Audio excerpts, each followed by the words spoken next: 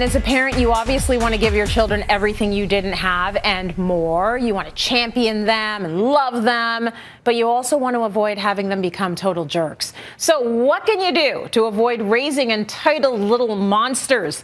Natalie is here to tell us. Hey, Nats, can you just start by explaining what entitlement looks like in kids and why it's bad? I mean, we all know those entitled kids. They can't deal with no. They have zero self-reliance. They can't cope with not getting their own way. And they turn into adults who have those same traits. And, you know, we know them. We don't love working with them. And we want to avoid raising them. Okay, so how do we make sure that we are creating kids who are contributing members of society? What can we do? You know what? I have some tips for us, Tracy, but, you know, we have to wait about 18 to 20 years to see if they work.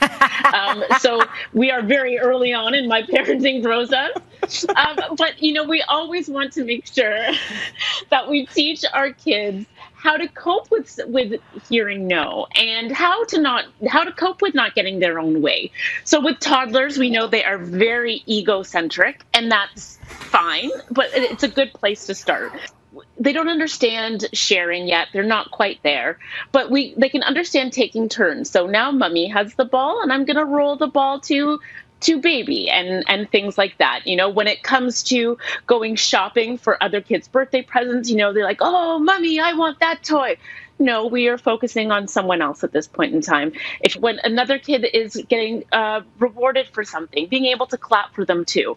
And of course, dealing with frustration. With our kids, we really focus on that. We take deep breaths. We do rocket breaths, you know, and out. And we do jumping jacks sometimes to deal with frustration, just to really make it physical, understanding that, yes, we are angry, but what are good ways or different ways to deal with that frustration? Yeah, I've seen it sort of get to the point where parents will be in public with their kids and you can tell they're kind of afraid. They're afraid to put their foot down because they know that kid's going to shoot like a rocket. They're going to erupt and then it's embarrassing. And so you don't want to be in a situation where you are afraid of your kid's reaction. Like you have to start setting those boundaries at home, right? So let's talk about things like chores. I admitted yesterday on the show that I'm making my kids' beds. They are 13 and about to be 11, and it's because I'm at home because of the pandemic. They were into a good routine of doing their own thing. And then I came around control freak, and I'm doing things my way. So this is not good. So should we make kids help out around the house? Absolutely, Tracy. Leave those beds. Leave them. Let them do it. There are studies that show that kids who have chores by the time they're 3 or 4 become self-reliant adults who are able to deal with responsibility. And my kids, you know, they're only 2, 4, and 7 months. So the 7 months one, he's fine. He's good for now. I'll make his bed for now. But the 2-year-old and 3-year-old, you know, when it's things like clearing the table, when you're done your dinner, you ask mommy to leave the table, and then you take your plate to the counter. Something as simple as that. Putting your toys away before you go to bed. When they're 2 or 3, they are capable of doing that. And, you know, those sorts of chores are helping kids realize that they can do these things on their own. And that translates as they get older and through school and eventually when they become adults. Yeah, I think we'd all be surprised to see how much our kids are capable of doing, because mine have to do the bathrooms now, and they can do it, but you just have to put that into their schedule. So what else should we be doing as parents, Natalie? So you talked about boundaries earlier, and that is something that is key. Setting your boundaries at home with your partner, everyone who's involved in caregiving for your children. You want to make sure you have the same rules and you do not budge. However, I will say there's the 25%, 75% rule. So 75% of the time you are hard and fast, 25% you're exhausted and you just can't be bothered, or whatever the reason is. That's where you just have to just Fine. Put your hands up. Fine. And that's completely fine.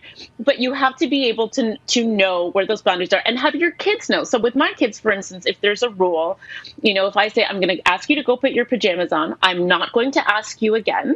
But if you do not go put your pajamas on, this is what's going to happen. Now repeat it back to me.